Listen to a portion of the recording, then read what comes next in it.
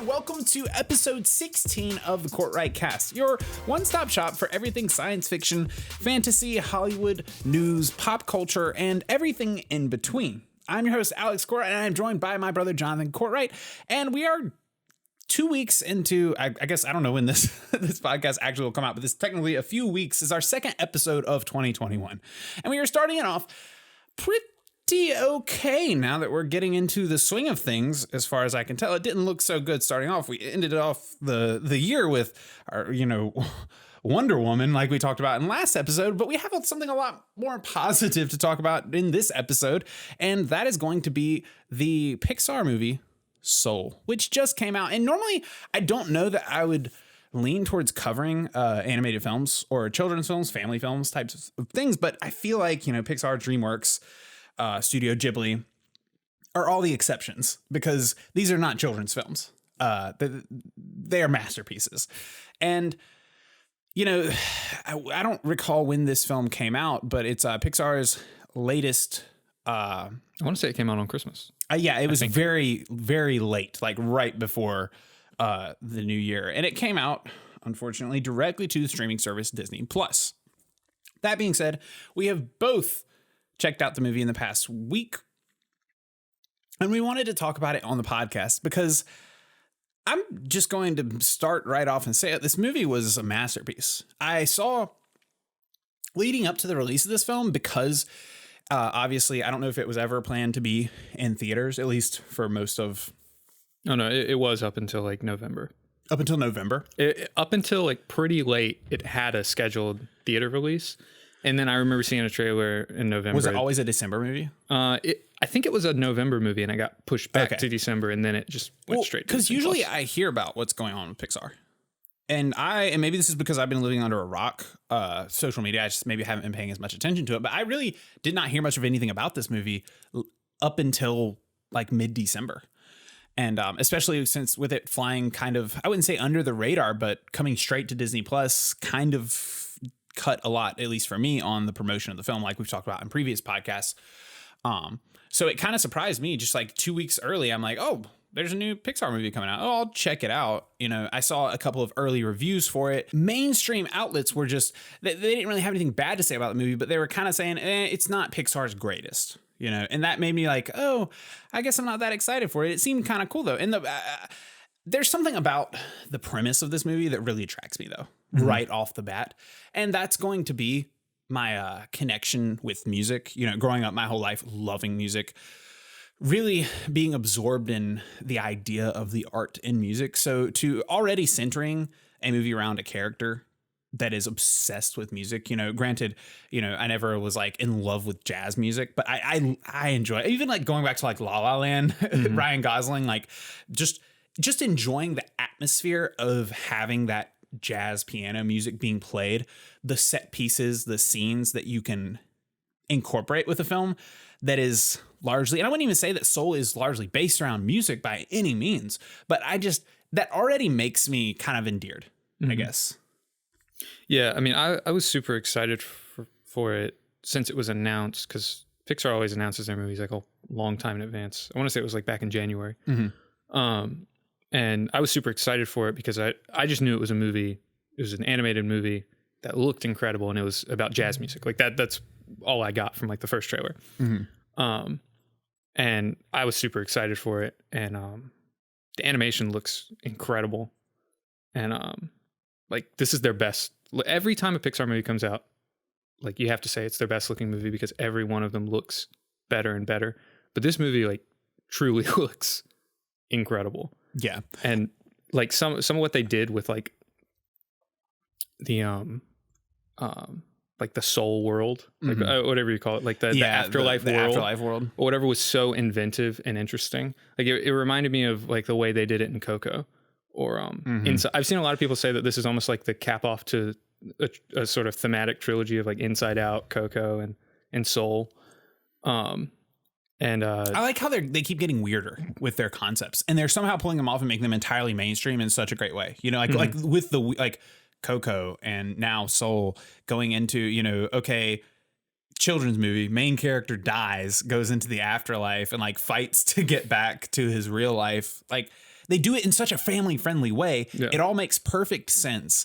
And they don't ever have to stretch into any weird science fiction or fantasy types of elements that would ever turn off your average viewers. And they also don't really ever have to dip into anything that's like mature or would push away younger viewers. Yeah. But they also somehow bring the attention of older viewers in with it. It's like, I don't understand how both Pixar and DreamWorks does this as well. How they constantly, with every movie, they manage to catch all the audiences in a way that, like, I don't know, when a kid's movie or an animated movie comes out, 90% of the time, like, you can just expect, like, who cares if you're like over the age of 12. But when it comes to these studios, they know exactly how to pull in the older audiences as well as keep the younger audiences entertained. And I think that I want to say that that's something they do really well. But I want to, it's more serious than that to me, because I think it's one of the hardest things to do in the film space is to understand how to grab that many audiences that are, you would think, polar opposites, I guess. Mm-hmm. Yeah, I mean, it's an incredibly like universal movie. Like, I feel like everybody can find something to enjoy in it. Mm-hmm. But they do it movie after movie after movie after movie. Well, after also movie. like the movie has gotten like across the board really good reception, and I've seen a lot of people say like incredibly good things about it. I think it was IGN that said something like, they're like, it's never quite as funny as the best of Pixar, or it's never quite as like heartfelt as the best of Pixar. I disagree entirely.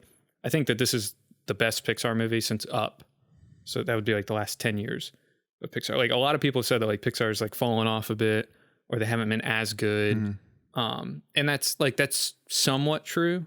I feel like they haven't had as like consistent winners, even if they were still good. Like, I liked Coco a lot, but I wouldn't rank it with like the best of Pixar.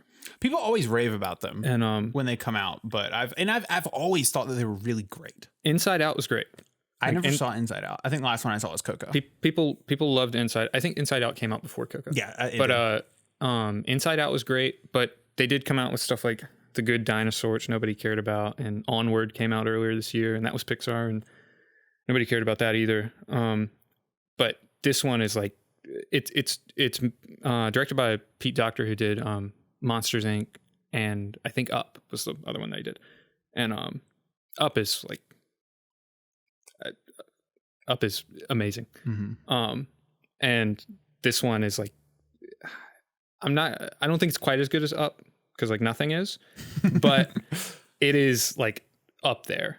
It's up there. It's up there. Up there. It like, God, this movie is so good. Yeah, it really is. Like, I don't even know like where to start with it. Everything about it was just incredible. Before we get into the weeds, I will lay the groundwork for the viewer, because for those of you, as always, for those of you who haven't seen the movie, we'll let you guys know what it's about, and then we will try not to get into any major spoilers until the very end if we do want to go into any major details, which I might want to on this one. That's why I'm giving the spoiler warning now, but you will know that you can click off by then. But until then, you'll get our just general broad opinions about the film with nothing major spoiler, but you've been warned.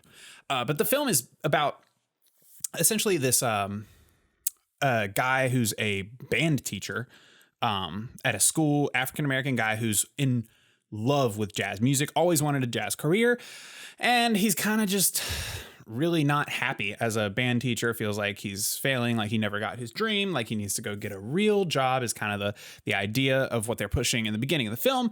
And he's about to get a big opportunity. This is just the basic premise. This is what's on the back of the case of the film, or what you would see on your streaming service.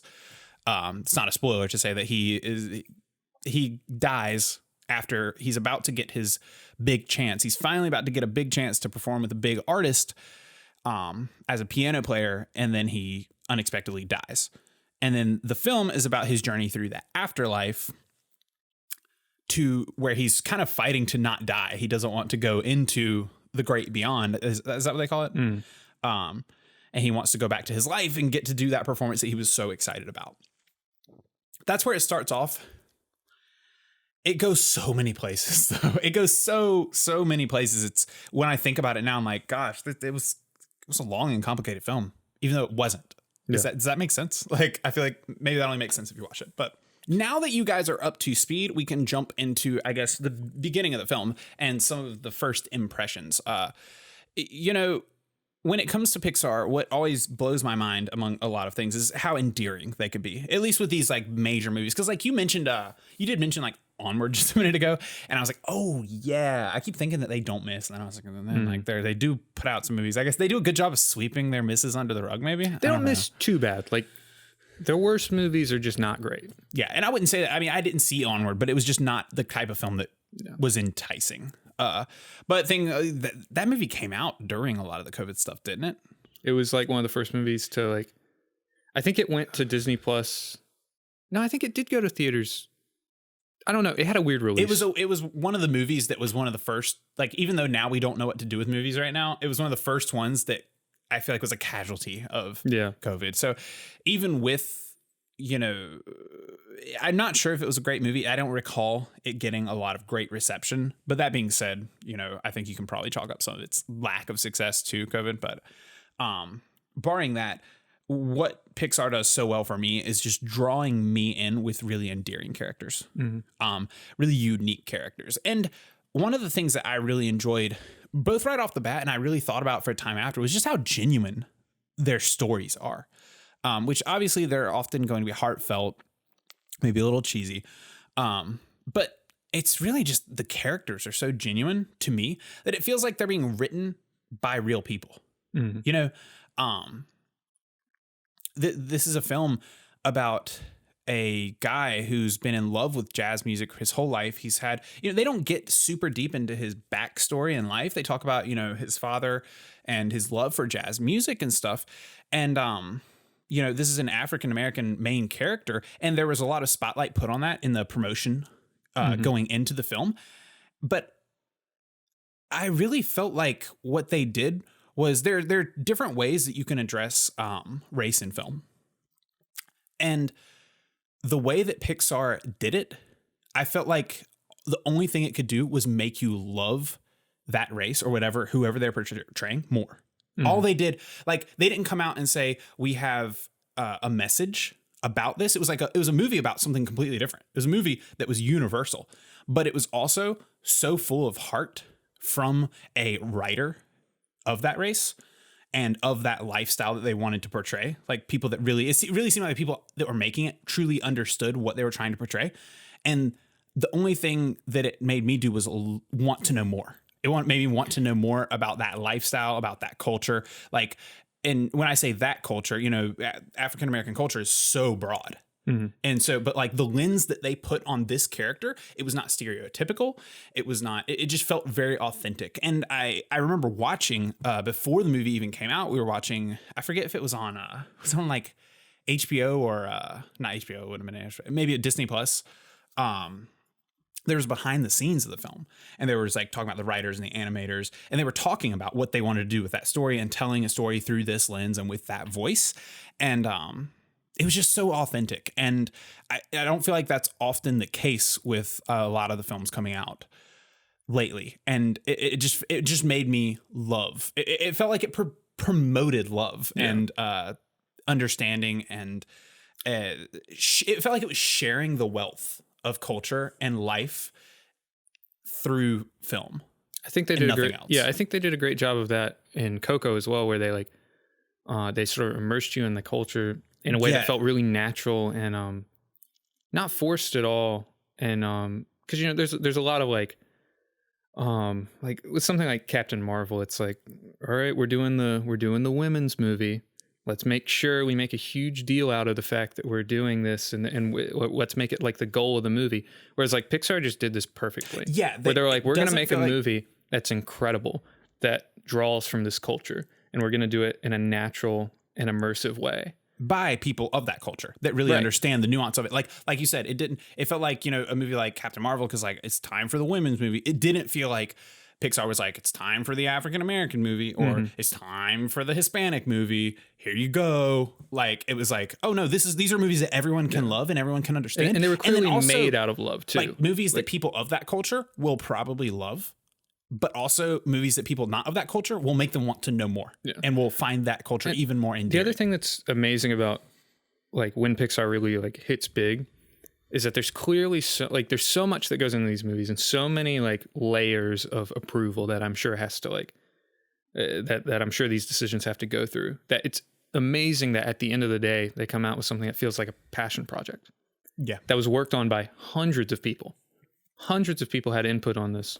Probably thousands of people had input on so many decisions in this movie. And at the end of the day, it feels like a passion project that was created by one mind. Well, and because I think it's like, I think that Pixar is at least up until now, I mean, you never know, these companies can change, but it kind of began as a culture of passion at the company. And somehow they've maintained it as they've grown and gotten massive and become this huge entity. Somehow they seem to have retained that. And, you know, we say that as outsiders looking in, but even in that same behind the scenes feature that I was talking about just a minute ago for this film, they had animators on talking about the film and what they were doing and the process of sitting in these meetings. And they said, you know, Pixar movies, you don't sit in your room and just write all day and then submit. You're sitting at a table with a lot of people. And I think it's that dynamic of, you know, while, you know, I'd hate to speculate on exactly what it looks like, because I'm sure there's like a level of like executive approval that they have to have for a lot of these films. But the idea of the people that you are having to get the permissions from being the people that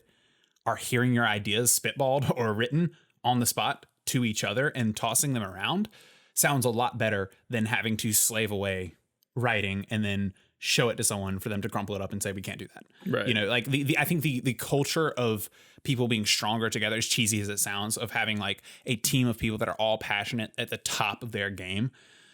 I mean, it's somehow they do it right consistently, maybe not every single time, but they have a high success rate. And I think that's really cool. You know, and it goes down to like just the level of detail and care that they put into it, you know, drawing from the behind the scenes feature. Again, you know, they were talking about, I think it was an animator or at least a designer on the film, and how in the afterlife, like how they designed the afterlife type of area and stuff, and how, you know, essentially the administrators of the afterlife it's a really weird film. That's what's weird about it. It's like there's a lot of weird stuff in it and it doesn't feel weird. Mm-hmm.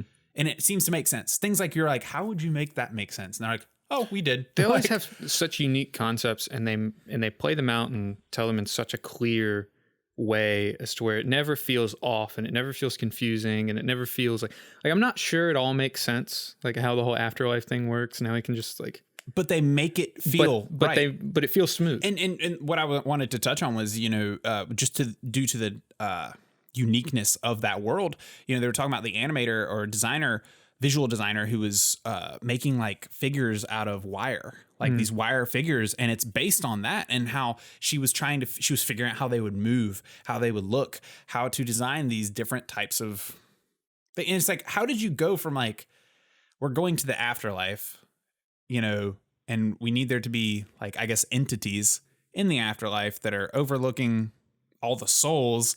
And they'll look like that. They'll look like wire figures. And it's like, and the animation will look spectacular. It'll look so unique, you know, and that's a microcosm of the greater picture of Pixar. And that I feel like that's the level of uniqueness and detail that they really pay attention to. And it pays off so much. So, but getting more into the meat of the movie, there was so much to unpack that I just really enjoyed, especially once you get into the afterlife portion. You know, the logistics of making it work was really something I was skeptical on. I was like, where is this going? He's like, you know, I guess this gets into a little bit of detailed spoilers for the mid part of the movie.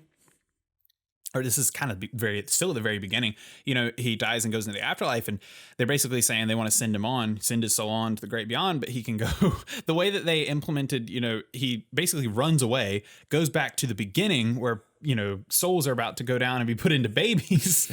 And all these souls, you have to have a sticker that allows you to go, like these souls have to be prepared and get their personalities and find their spark so that they can get their stickers so they can go down to earth and become babies. And then he pretends to be a mentor to those. Like, there's so many elements to this. It's like, I think about it. I think because being a story enthusiast. I consume a lot of writing advice. I consume a lot of different authors from film to books and so on. And I hear all the things they have to say, and consistently what really brings writers to the top is when they can bring together a lot of different elements and make a cohesive story. You know, it's like you can't just have one good conflict. You can't have a conflict without a world, and you can't have a world without a conflict, and so forth. It's, you know, you need setting, you need character, and you need conflict. And applying that to a movie like Pixar, they do such a great job of making the world so full of life. And it's like the world building is so built out so that it never feels like there's not going to be anything when you open this closet. You know, it feels like any closet or door or wall that you tear down, there's going to be something behind it. And that's so important.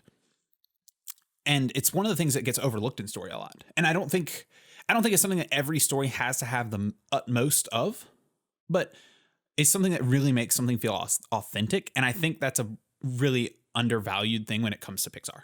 Mm. Yeah. I also think that like they're masters of tone too. Like they like the movie has like not dark moments, but I mean the main character dies in the first 10 minutes of the movie, and it touches on that, and then it has these like very funny moments and very heartfelt moments and then very sad moments too, and it never feels like there's a big tone shift. It all feels like it's part of one world. Like even the afterlife, like as weird as it looks, like design wise, it makes perfect sense that it would look that way. Yeah. Like it doesn't, but it does. Yeah. It's like, yeah, why would it look any other way? Like, of course they'd look like wires. Like it just, the way that they, you know, the way that they bring you into their world, like even the soundtrack for the movie is amazing. They had like I think a jazz musician composed the bits for The Real World, where there's a lot of jazz music implemented, and then there's I can't remember who composed the stuff for The Afterlife, but it's a completely different like synth type sort of abstract sounds to represent like the shift in world, and you don't notice that stuff at all. Like it's so smooth and so like perfectly done. I couldn't find a single element in this movie that wasn't done to the highest degree. Yeah. And that's what I mean when I touch on, you know, the way, how strongly they execute on world building. As detailed and heartfelt as they make their world building, they apply that to every element, to the conflict, to the characters, to the, you know, last week we talked about News of the World and the depth of characters and the dynamic and how gripping everything from the dialogue scene to scene is, as well as just the personalities of the characters.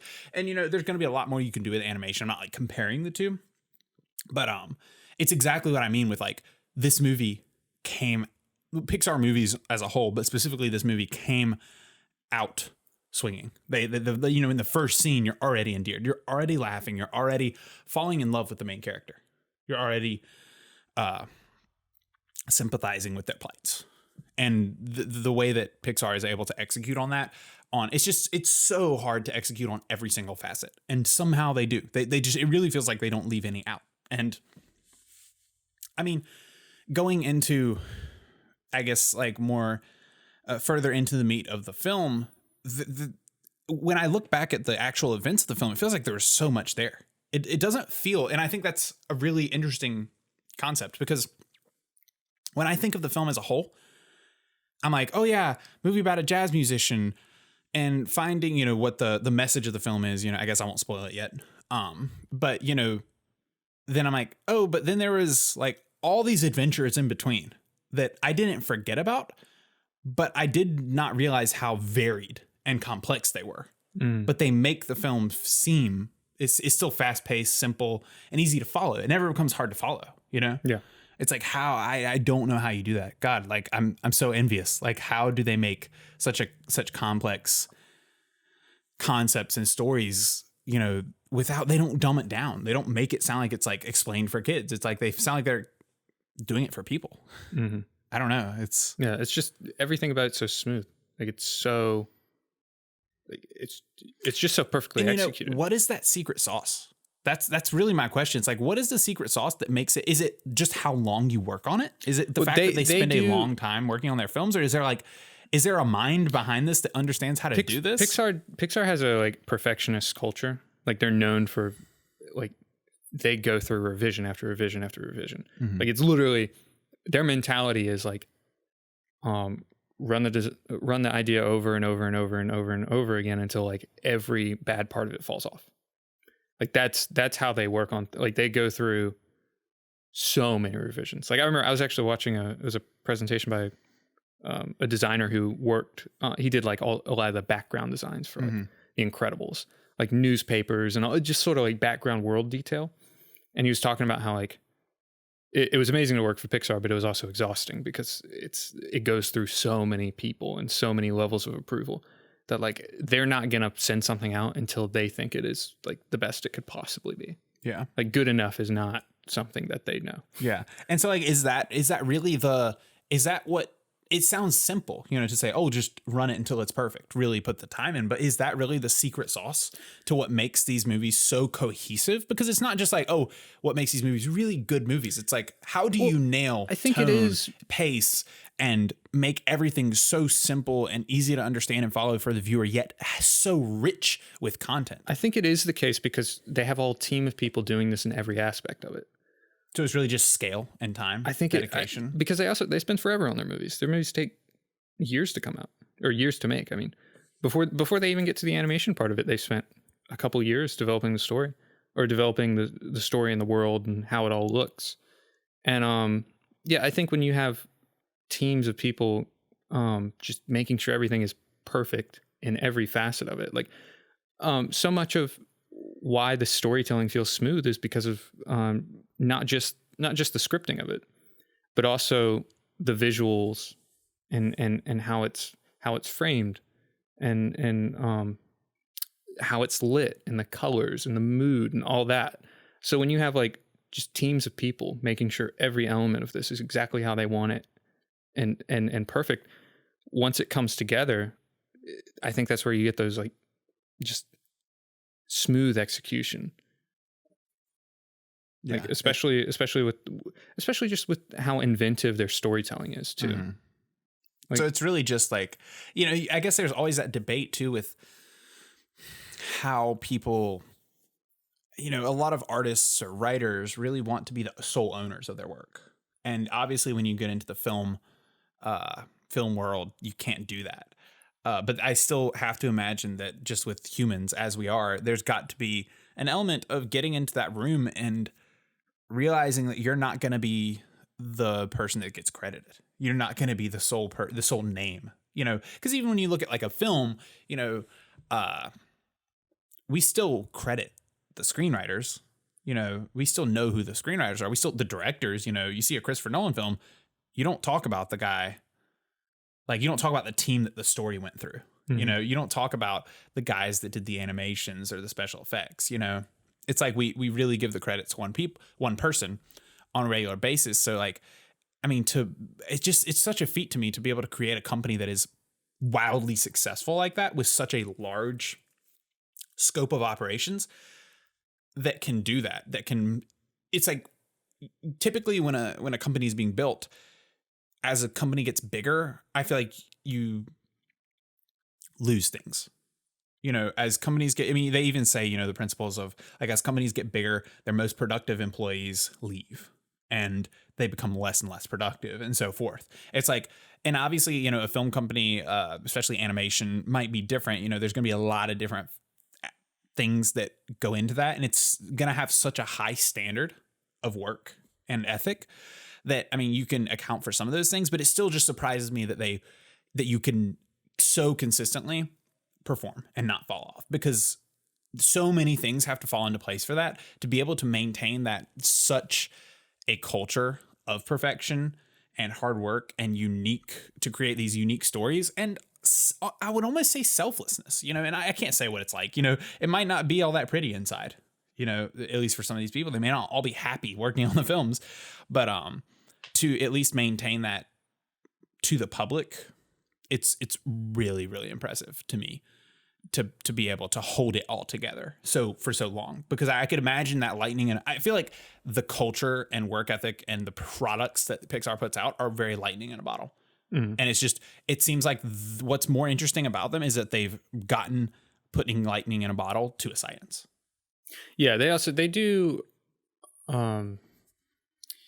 like they do have like there's a way that they tell their stories.